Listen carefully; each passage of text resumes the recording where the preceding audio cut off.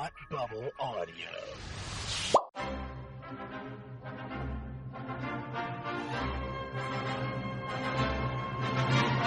Look, up in the sky! You will never find a more wretched hive of scum and villainy. Welcome to Beer with Geeks with Tim and Frank. Who are you? I'm Batman. I am Iron Man. Your friendly neighborhood Spider-Man. Hi, Christopher. I'm Nero. My name is Inigo Montoya. You're a wizard, Harry. A couple of guys with a couple of beers and a whole lot of pop culture nostalgia. Make it so, number one. Ladies and gentlemen, the Beatles. My name's the dog, Indiana. Life finds a way. I am serious.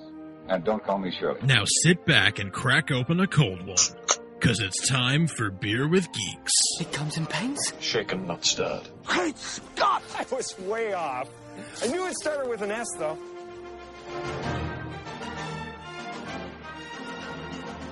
Hi, and welcome to Beer with Geeks, where two geeks geek out with beer. I'm Tim, and with me as a perpetual guest is Mary. How are you today? Perpetual guest. I just never leave your house. I mean, it's your house, too. Yeah, I just lurk. I was going to say you live here. I do live here. You do lurk, sometimes though. I lurk. I'm like... You do lurk. You always stop me in a hallway. We're never in a room. You No, always, corner me in a hallway. I have something to say. You have something to say, like, can we, move to a room? Or he'll be like, okay, I'm going to go upstairs and watch TV. And I'm like, okay, I'll be right up. I have to go, wash this pan or soak the pan or whatever it is. And then I check my phone because somebody texted me. And then I'm just, standing there in the dark, scrolling through whatever. And he comes down and he's like, what are you doing? And I'm literally in the dark with the glow of the phone, in the corner. You make it seem like that's, an isolated... sometimes you're just on the couch in the dark. Or, it's usually with in my the phone, chair. though. It's usually with my phone because I get distracted. I try to stay off my phone as much as I can. Yeah, but then you just get sucked into the phone because you've missed it for hours. So instead of a dose of 5-minute segments, it's just hours of you catching up. So it's really I feel like hours. that's worse. I don't sit for 3 hours on my phone. I don't know. The sun just sets on your life, and the daylight savings. It gets me. It was light out, and then it wasn't. That was. And I didn't want to turn on ago. a lamp. I know. No, God forbid you turn on a lamp. Boy, do I chase around the house, turning the lights off. Chase, are you energy savings? Yeah. Energy savings. I've been in the room. Mary is the dad in the house. When it comes to that, why is this thermostat so high? Why is this thermostat high? You can put on why a layer. Is this light on? Because I'm sitting in the room. That's why the light is reading a book. On. Stop turning the light off. I live here too. I'm sorry. Anyway, so stop cornering me in a hallway and turn on a light every so often. Okay. Moral of the story. What are you drinking? Seltzer yet again. It's good for you. Good for you. I'm also drinking a seltzer, Mary. I felt like joining you this time. Oh, thanks. Third time's a charm. Yeah, it is. Mary, last episode that you were on, we were talking about our Disney rewatch. And so we're here to pick that back up again. With as far as, and basically probably get to the Disney Renaissance today, I would say, because that's where we have stopped as a watch anyway. So let's start with 1961, 101 Dalmatians. This was a big favorite of mine when I was a kid. Actually, my brother really liked this one even more than me. I think I like the aesthetic of it more than the movie itself. I love the opening credits and the music and London and I call it the etch and sketch style. Yeah. Yeah, but it's it's just a little more less. It's less refined. It's a little looser. Yeah. Yeah. And I know that was to save money. That was it's cheaper that way. This is the era where they would reuse a lot of movements in cell animation. They would just reanimate over something. So you see Baloo and Mowgli walking away in the Jungle Book, and that's the same exact movement that you would see in Robin Hood and Sword in the Stone and the Aristocats or whatever. But it's kind of like an art form, the animation style that they have there. It's recognizable, and it's kind of fun. It's a little different, which is good. Yeah, no, I like it a lot. But the movie itself, it was one of those. It was last episode I talked about Peter Pan and Lady and the Tramp and how I loved them as a kid, and then as an adult I was like, yeah, all right, it's a movie. I just say I hate Cruella de Vil. She's an awful person. She's a disgusting. I despise her. She's just a gross human being. Yeah, even you're not really supposed to like her. I mean, Disney does not really do redeeming villains for a long time. They're just bad for the sake of being bad. Witches and butlers, I guess, and you know, like the Aristocats. Right, yeah. So she's just a vile person. She's just awful. Just awful. Yeah. Just she's consumer society. Sometimes I feel like she's like, I just have to have that thing so I can look fashionable, and not even thinking about the morality behind it. I mean, it's like terrible. She's gonna kill a bunch of puppies to do this, but it's like kind of terrible. Just her general aesthetic is terrible. Like the way she treats people is terrible. The smoking is terrible. Truthfully though, like her, like she's not that fashionable. No, which is what hideous. I think. She's gross. Yeah, like eat a sandwich, Cruella. She like just lives on cigarettes. Yeah, and probably coffee because she's got the energy and the meanness. So, yeah. So it's like it's fine. I do love the dog chain where it's the great chain. Yeah, right. Yeah, It's like it goes and it goes and it goes. I love that. I like the dog characters too, like the little puppies. They're watching the canine crunchies. Yep. Commercial. Oh yeah, like, yeah. Crunchies, and all excited. They're so cute. Yeah, it is. It's like it's a movie. It's a Disney movie that I wouldn't mind watching every so often. But if like our daughter was like, that's the movie she wanted to watch every day, I would die. Yeah. Like I would just die. Yeah. Yeah. So there are other ones that I would rather like I could stand Beauty and the Beast every day. You know, like I could. Yeah, I could probably handle that. I could handle Beauty and the Beast every day. I could handle Sleeping Beauty every day. Even Aladdin, I could do. You know, but like I 101 Dalmatians. I would be like, all right, enough. Okay, let's try something different. Enough. One I probably also could do every day is the next one. One of my favorite Disney movies is The Sword in the Stone. I love The Sword in the Stone. It was Walt Disney's last animated movie. He died between Sword in the Stone and The Jungle Book because Mary Poppins sits in the middle. I see. So I was like The Sword in the Stone. I kind of like it. Like I like the character Merlin. Oh, I don't think it's great. So like when I say it's my favorite, or it's one of my favorites, it's not. Disney didn't really like it. He couldn't crack it. It's not super well constructed. The story's all over the place. Well, because it's based off of The Once and Future King by T.H. White, which of course is based off of like Arthurian legend, which is also all over the place. And so like it's hard to like it's Wart Arthur learning his lessons before finding the Sword in the Stone, because Merlin, who is a time traveler, like knows that he's going to become king, even though he knows he's important. He doesn't really know he's going to become king, but he like knows that like destiny is like moving them in this direction. So he's got to teach him everything that he can, you know, so he's a good and faithful ruler and blah blah blah blah blah blah blah. And so like in theory, like Merlin's like they meet, he teaches him 3 lessons, he gets the sword, becomes king. Like in theory, like that's a whole like that is a whole movie recipe. Yeah. Like that's a good little recipe. But I just like part of it is that the character the guy that plays Arthur, it was 3 different kids because his voice kept changing. Like, is it really 3 different guys? I didn't notice that. So it's 3 different actors. Like you would come into the studio and they'd be like, your voice is different, get out, we got to find somebody else. My gosh. And so they had to like find like voice replace. They had to find voice replace. There's a specific term for it and I can't voice match. They had to find a voice match for the first one. And so like the Arthur that starts is great, and then like by the end you're like, he's fine. Yeah. And so yeah, I love the beginning of the movie, and the, you know, like the fish and the squirrel is the squirrel lesson with like the squirrel that falls in love with him is easily one of the most devastating things that Disney has ever done. Where he's like, I'm not a squirrel, I'm a real boy, and there's this little squirrel's like, she's so sad. Yeah, she's so sad. I'm an ugly old man. Yeah, like that's great. What? I like Archimedes. I do too, but I hate Mim. Like she's annoying, she's gross, she's like all these things. And like as a kid, I didn't like her either. I didn't find her. She was like a tiny bit scary, like when she like pulls her hair back and she's got a pig snout, like you know. But like, so by the time that you get to Arthur finding the sword, you're like, yeah, all right, like I'm ready for it to be over. But I think that the beginning of it is so charming, and Archimedes is great, and whatever. And I love Merlin. Like that version of Merlin is like Dumbledore in my head. Like it's the same. Like they kind of conflate, and they're the same thing, you know. Because like Dumbledore also would show up in Bermuda shorts. Yes. You know, like that's just the kind of thing that that's how I feel about it. And so like I think I like it for all of those reasons. And the songs are cute, but all in all, it's just okay. Yeah. But I still, but you still, I understand why you like it. Though. Yeah. Yeah, the music's fun, even though it's like it's not emphasizing the music because we haven't reached like these are musicals or like they have music in them, but they're not necessarily built on like a musical style. So the music's not telling the story. It's not a nice song. It's just a nice song that happens to be there. Like some of them are like some of them state their intention. Like Cinderella is good about like stating her intention. Snow White states her intention. You know, like waiting for my prince to come or whatever. You know, and so but Sword in the Stone doesn't really have that. And so like it's missing its point a little bit. But we didn't do Mary Poppins because it's not fully animated. But it's just as a side note, Mary Poppins is amazing, and the animation is also amazing. Like it's just like why wouldn't you want to see Dick Van Dyke dancing with penguins? I love it. Like why wouldn't you want to see that? So good, so good. Too long though. Mary Poppins it is too long. Yeah, by the end, by the time they get to Uncle Albert floating on the ceiling, I'm like, I love to laugh. Yeah.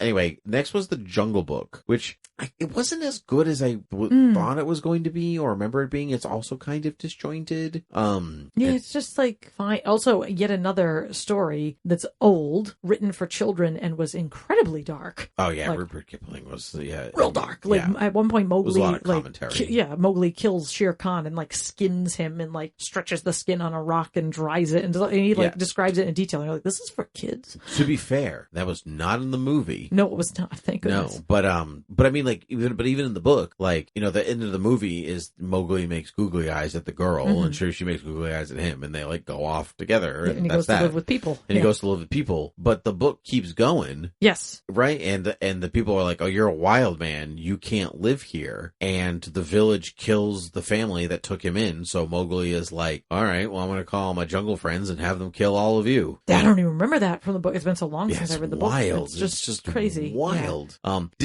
But to be fair, Disney's very good at taking adult content and boiling it down for children. Yes. You know, and I mean, like, we shouldn't even say like boo Disney for doing that because that's common, right? There are children's books for, you know, like they're baby books, like Dracula and Frankenstein. Like obviously those are not for kids. Yeah. You know, Wishbone like conflated a lot of stories and made them otherwise you wouldn't be accessible. Introduced to like literature. Correct. Because all of literature would have to be boiled down. It could be a very happy story, but it's not going to be accessible to a kid. Right. And I mean the fairy tales are also like broken down that way. So power to them for being able to do that. There are things in the Jungle Book that I really do like. I like the voice cast. I like Baloo. I think the music in the Jungle Book is the best part of the Jungle Book. Yeah. Like there's a lot of great songs in the Jungle Book. Obviously Bare Necessities is like a Disney top 10, you know, but even like I Want to Be Like You. They get Louis Prima. Yeah. I mean, that's kind of big. It's like really cool. And the elephants on elephant on parade because that's Dumbo, I think. Yeah, it's the march. I don't know. I can't remember what. Doesn't matter. It's okay. It's fun. It is fun. But anyway, Winifred. Yeah. It's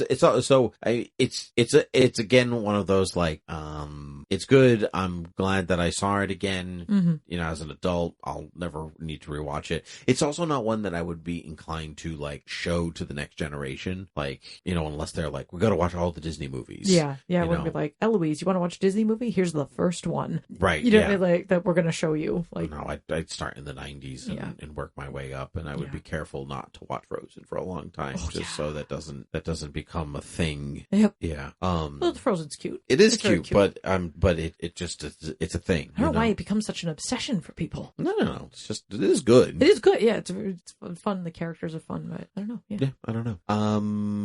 The Aristocats. You introduced me to the Aristocats when we were dating. I had never seen it. I've only ever seen I Want to Be a Cat, which is a great song. Yeah, the music is good, and it's just cute. I think it's just a cute story. It's cute. It's, you know, the butler is like, gotta get me some of the monies. You know? Yeah, and if he had only really not, because he's like eavesdropping, and if he had only really just waited it out and not tried to kidnap the cats, he would have been left the whole estate. Mm-hmm. But she's like, like the cats, like, she's like, I just want to make sure my cats are taken care of, and then Edgar will get everything. And he's like, no, I need it now. Yeah. So the cat's gonna be shipped to Timbuktu. No, he takes them to the French countryside to start with. So someone will find them. Yes. No, it technically. Excuse me, we're recording late. Yawning into the microphone, but it reminds me of it reminds me of Central Park. Like, it's basically the same little storyline with the wealthy lady and her assistant. Oh, Helen is trying to get rid of Champagne. She's trying to get rid of Champagne, but then she turns around, she's like, "Oh, Champagne, you're actually really nice." Like, I'm not gonna but get rid of you. she's always like, "Am I gonna be the one to do this? Am I picking up the poop? Is it worth it?" You know, so it's kind of the same. By thing. she, we mean David Diggs. Who's it's the voice. a she. I know. I just love show. it. It's David Diggs. It's so funny.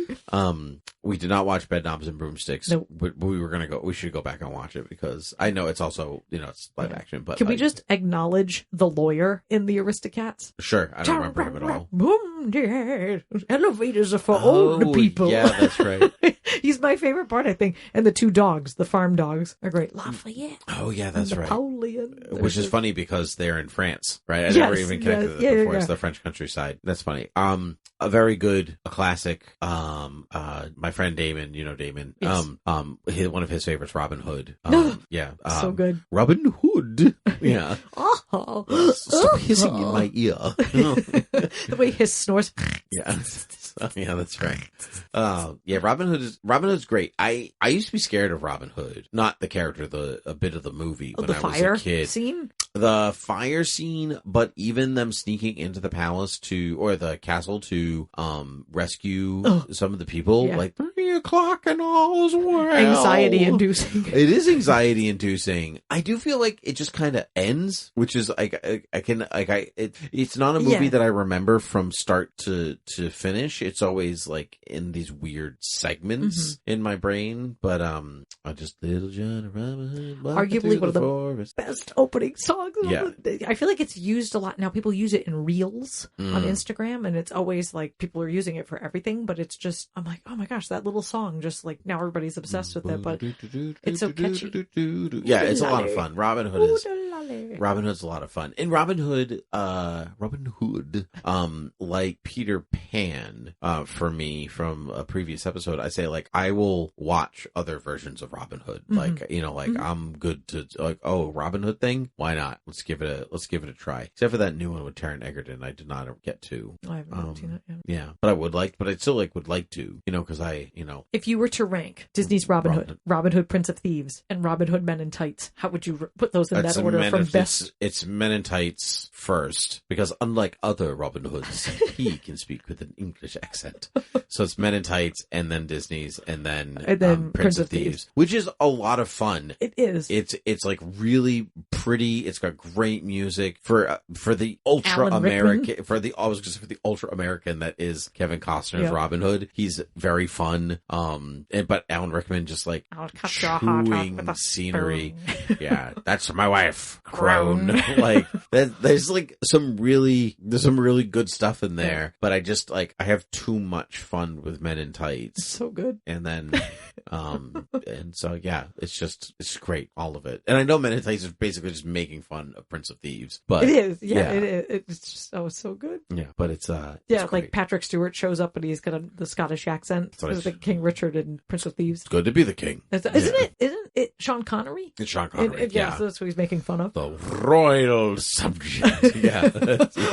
It is my right and royal duty. Yeah, that's good stuff. But anyway, moving on back onto these. The Many Adventures of Winnie the Pooh was next, which is just wonderful. Like, so good. It's what I like about this one is that it's extraordinarily clever in its animation style.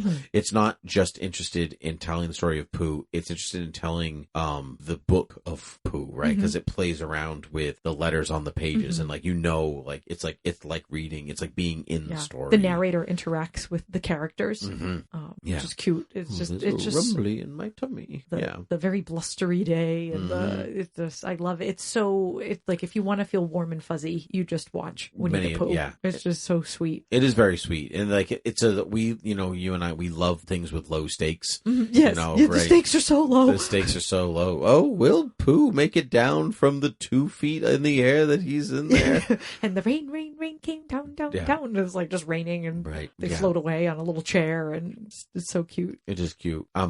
As a kid, I liked it, but I didn't love it, and I think a part of that is there's no villain. There is no villain, right? Yeah, it's just cute for the sake of being cute, but like I sometimes that's hard to like keep your attention because, but at the same time, like that's all you need sometimes. Like you don't always need an antagonist. I loved Pooh. Like Pooh's like his own antagonist. He's his own worst enemy. He is. He's like, honey, I'll get so chubby, I'll get stuck in this hole. Right. To pull him out. He's wonderful. Yeah. One that I like in concept more than the movie itself is the next up on the list is The Rescuers. Yes. Yeah. I do like the concept. I love Bernard and Bianca. Yep. They're adorable. Yeah. And I love the, little girl, Penny. I was not going to say Penny, whom I find kind of annoying. And not the Albatross. Oh, no. What's the Rescue League? What's it called? The Rescue Aid Society. Rescue Aid Society, yeah. The little Rescue mice from all over the world. Society. It's just the UN of mice. I touch the sky. You mean everything to me. Like, yeah, it's. I said before when we were watching Rescuers Down Under, which we'll get to at another time, but like, I want more of that. I want more Rescue Aid Society. You don't spend nearly enough time with this like mouse UN. Like, it's just so fun. And Rescuers is like, in concept it's fun and like some of it really works, but like once they get to the bayou, I'm like, like whatever. No, it was like creepy old lady who's just stealing a kid to shove down into like. She's not old. She's like clearly in her 40s. Okay, whatever. But she's stealing a child merely to tie her to a rope to send her down after a diamond in a hole that fills with the tide, and she's like not concerned if the kid's gonna drown. I know. Like, she's an awful person. This is pre like I should care about the villains. Yeah, like no, she's awful. But the rest of the movie can just go. I do like when the rescuers employ the rescuers in the bayou though, like the little muskrat and like the firefly and the, like all these little animals, and like they're all these little hillbilly. They're like these got little overalls on and they're running. They're going through the swamp. It's pretty charming. But... Yeah, and there actually is like good tension in it. Like when the tide is rising, and like will she get the diamond or not? And like there's some good stuff. It's just kind of like it's slow. It like it really takes its time in getting where it wants to go. Like it's not an intricate story, so it's just kind of whatever. But like I love the old orphan cat, like the old tomcat, or like that's like again makes you feel like as a parent you're watching that in her discussion with the cat, and you're just like, oh my gosh, it's awful. It's my heart is just like breaking into millions of pieces listening to this like cartoon conversation between a child and a cat. Like, just having a real conversation. It's like, oh my gosh. Yeah, but it's like by the end, I'm like, I'm over it. But I love Bernard and Bianca because they have wonderful rapport. Speaking of rapports, the fox and the hound, they're friends probably. They're the best of friends. That's the only good thing about that movie is that song. Yeah, it's actually not even as I thought it was going to be better than I like expected it to be. Like in my memory, like the badger. No, was it a badger or the Wolverine? The badger. The badger. Like in my mind was like scary. Like, he's just like grumpy. Yeah, but it's all good. The people who did make that eventually went off and did Pixar. Like they're they did that, and then that progressed into The Brave Little Toaster, which then progressed into eventually Toy Story. So like props to them for thinking outside the box and stuff. Yeah, and whatever else. But like I just hate it. I just don't the book like is, it. I looked at it. I was like, what's based on the book? And the book is like even worse. It's just like eventually it's just like the guy who wrote it. Like at the time they were like, he's the expert on foxes and their behavior in the wild and blah blah blah. So we just like wrote this book about a fox and a hound, and then eventually like the fox and the hound, like the hound chases him, and I think like the fox collapses from exhaustion, or he kills the fox, and then the dog collapses from exhaustion and dies. It's like it's just so dark, and people were like, an excellent book on wildlife behavior. And I'm like, this is like just gross. Like, and I work with people who hunt and fish, and like none of them like hunt like that. You know what I mean? This just seems like excessive massive amounts of like pitting animals against each other. And, so like, there actually is kind of a reason that the movie is dark, apart from its source material also being kind of dark. But we talked about how Disney is pretty good at actually like changing the material to be appropriate for kids. Do you know who Don Bluth is? Mm-hmm. Yeah, so Don Bluth is, for those people who don't know, Don Bluth is famous for his own studios his own animation studio in the 80s. They made pretty dark cartoons. They didn't talk down to kids, like All Dogs Go to Heaven, not Land of the Lost, Land Before Time. Land Before Time, yeah. Like, and they can be like pretty heavy. Yeah. And I didn't like them. In some ways they could be slow. And the idea was to like elevate the material past the Disney princess, like, and like really spend your time with it. And like Land Before Time is beautifully animated. It's like, but in like nobody speaks for a long time. But they don't capture your imagination in the same way as a kid. They're pretty, but anyway, Don Bluth worked on Fox and the Hound with a bunch of his animators, and then they left in the middle of production. So I presumably go form his own studio or whatever. So like it's dark, I think, because of what he was doing, but then like it kind of pivots after he left, and I don't know the whole story, but it just feels like it just. Yeah. If you haven't seen it, don't waste your time, I would say. That's a don't waste your time kind of thing. Speaking of don't waste your time, is the next up on our list is the Black Cauldron. Oh my gosh. So you and I had never seen it, and like we knew the reputation going into the Black Cauldron that it was not great. Like it was not well received. You know, everyone was like, it's really pretty. Like but I wouldn't even say it's that pretty. This book is well designed. There's some pretty like cool stuff in there. But it was supposed to be Disney's entry into like animation for older kids, like slightly older, and it's like a fantasy adventure, whatever. And like I'm like in it at the beginning, and then it just some stuff happens, I guess, and then I can't even follow the plot. And then they're naming all these names, and there's just like, because we're fantasy nerds, so we're like, build the world for me. What's going on? What's the history of this place? And it's just like this evil guy and a black cauldron and a thing, and like there's not really any major explanation. They're like, just go off on this adventure with this pig, and like and I go mean to like the thing. But like, I mean like I'm also okay with that in some respects. Like it is a kids movie. Like True. I don't need them to build an entire mythology for children. You know, like Narnia doesn't do that. You know, like but you get a little bit more. I feel like you get a little more out of Narnia. It's like Willow. I watched Willow while I was on maternity leave. I've never seen it before, and I'm just like, what's happening in this movie? And I feel like, did Willow come out about the same time as the Black Cauldron? Yeah. So I'm like, they're just like doing like fantasy. You're like, ooh, fantasy, but you're like, what is even happening? It's just like ambiguous, like inspired by Dungeons and Dragons. Like I don't even know what is happening in this movie. Not even really. I think. When do we know when Dungeons and Dragons first came out? But 74. Oh, so maybe actually kind of inspired in some ways by Dungeons and Dragons. But I'm happy to look at pictures of it again because I think it's well designed. Yeah, it's based off a book series. We know that, but neither of us have read it. So, I think they were going to make a live action. Yes, adaptation it is one of their. It is one of the live act. But like obviously learn from your mistakes and like sure, give me I'll see it. Give me something good.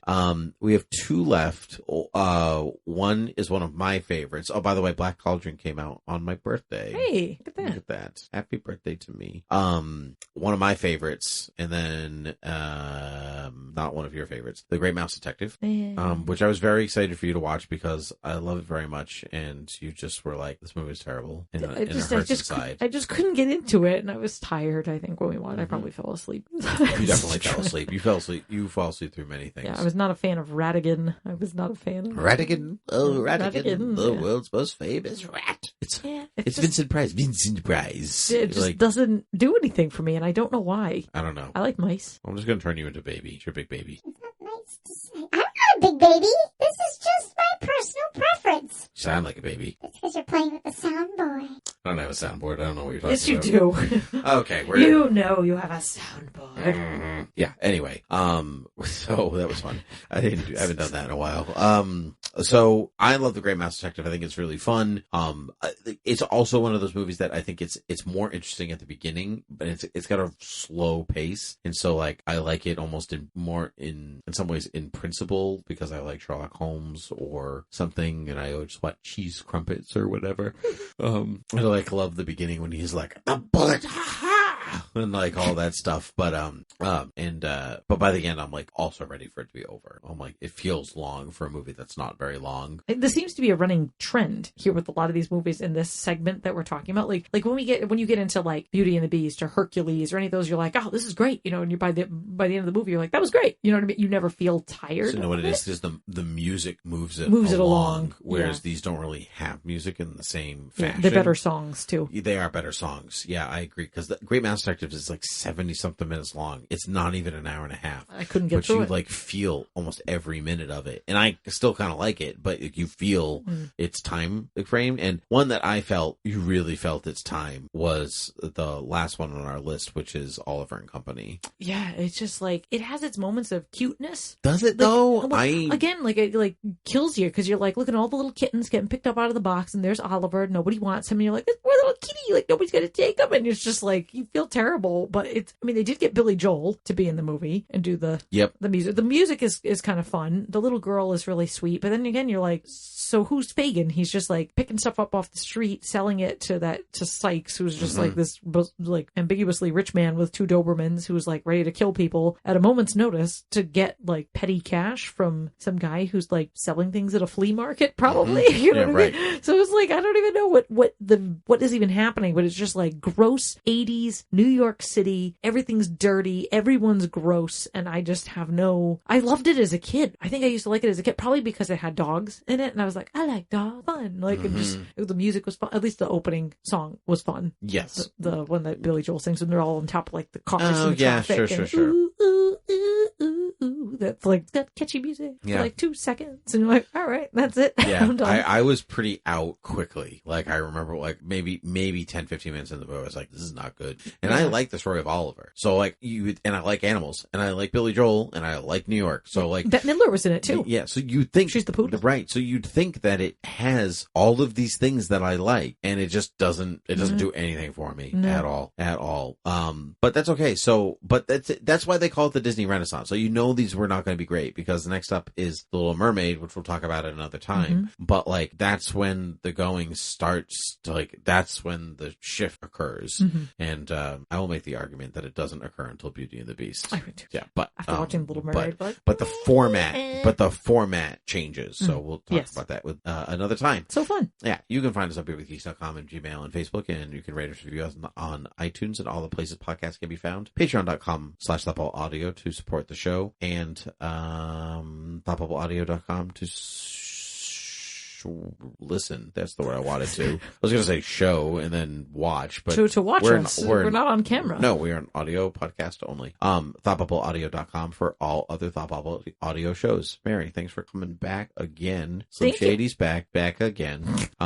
Anyway, did you know that's actually what I wrote on our marriage certificate? Is your legal name is now Slim Shady? It is not. Yeah. You did not write that. I've seen the marriage certificate. I've seen it. Did you read it though? I did. Okay. Martha and Derek would have never signed our marriage license had you written that. Unless I didn't read it either. They read it. Okay. Anyway, you need a new license is what I'm telling you. So, all right. Well, until next time, cheers.